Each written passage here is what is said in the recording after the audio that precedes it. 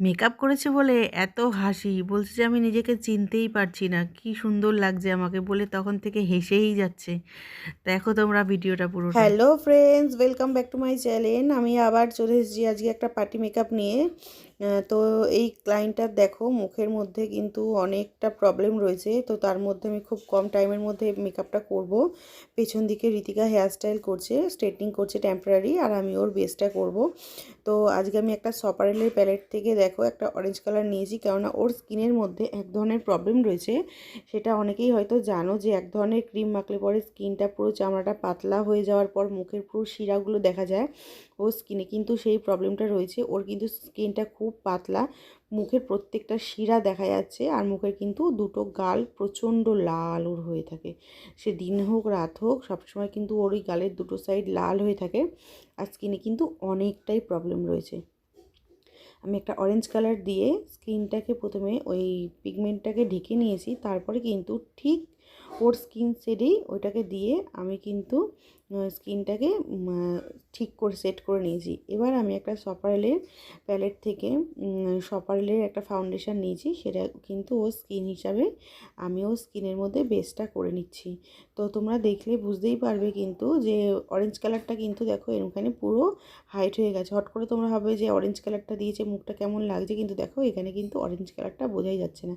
এবার কিন্তু আমি একটা সাইডে ক্রিম দেবো, দিয়ে একটা সাইডকে প্রথমে ব্লেন্ড করে নেবো, কেননা সপারেল কিন্তু খুব ড্রাই হয়ে যায়, খুব তাড়াতাড়ি শুকিয়ে যায়। তো আমি একটা সাইডে ক্রিম লাগাবো, ফাউন্ডেশন দেবো, দিয়ে সঙ্গে সঙ্গে ব্লেন্ড করে আবার উল্টো সাইডে ফাউন্ডেশন দিয়ে ব্লেন্ড করে নেবো। এবার দেখো আমি কন্ট্রোলটা করে নিচ্ছি ওর গালটা, আর হচ্ছে চিক বোনটা, নোজটাকে একটু কন্ট্রোলিং করে নিচ্ছি হালকা করে, যেহেতু পার্টি মেকআপ খুব তাড়াতাড়ি আমরা করছি।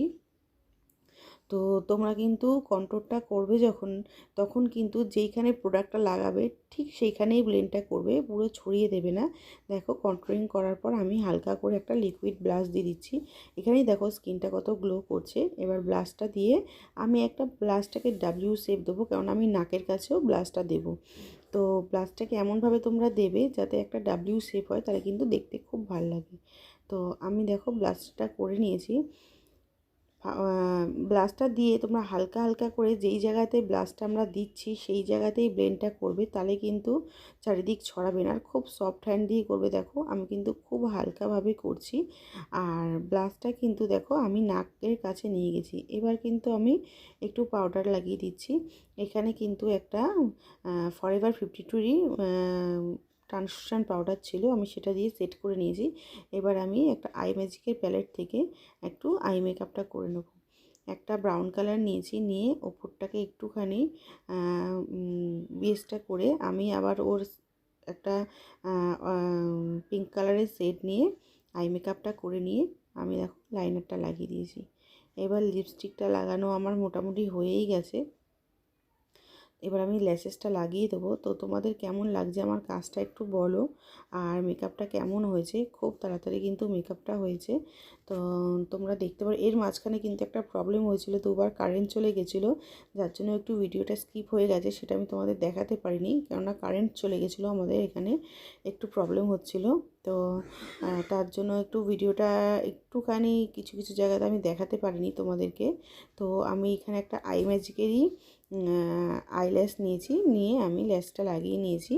আর ল্যাশের গ্লুটা কিন্তু প্যাকের আছে, একটা ভালো গ্লু দিয়ে কিন্তু তোমরা ল্যাশ লাগাবে, না হলে কিন্তু ল্যাশেসটা অনেকে বলে যে আমার ল্যাশটা বিয়েবাড়িতে যাওয়ার পর হচ্ছে উঠে গেছে, ভালো লাগছে না। তো তোমরা ল্যাশেসটা কিন্তু সবসময় ভালো একটা গ্লু দিয়ে লাগাবে। তো আমি প্যাকের গ্লুটা সবসময় ইউজ করি।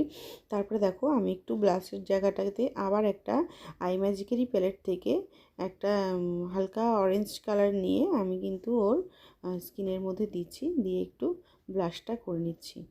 তো এখানে ভাববে যে তুমি এই ব্রাশ দিয়ে কেন করছো, তো আমি কন্ট্রোলের ব্রাশ দিয়েই কিন্তু ব্লাশটে পাউডার ব্লাশটা একটু অ্যাপ্লাই করে দিই। আর এবার আমি একটু হাইলাইটার লাগিয়ে দিচ্ছি। দেখো এটা কিন্তু একটা সুইস বিউটির হাইলাইটার, কিন্তু এটা আমার খুব পছন্দ হাইলাইটারটা, এটা খুব ভালো লাগে আমার। কিন্তু আমি এর মধ্যে কিন্তু হোজোরও হাইলাইটার একটু দেবো, হালকা করে একটা হোজোর পিঙ্ক কালারের একটা হাইলাইটার আছে, ওটা আমি একটু অ্যাপ্লাই করব। তো মোটামুটি আমার কাজটা হয়েই গেছে। তো তোমরা বলো কেমন হয়েছে, ভালো লাগলে পরে আমার চ্যানেলটাকে একটু সাবস্ক্রাইব করে দিও। আর আমার ফাইনাল রেজাল্টটা কেমন হয়েছে তোমরা বলো। থ্যাংক ইউ আমার কাজটা ভালো লাগলে।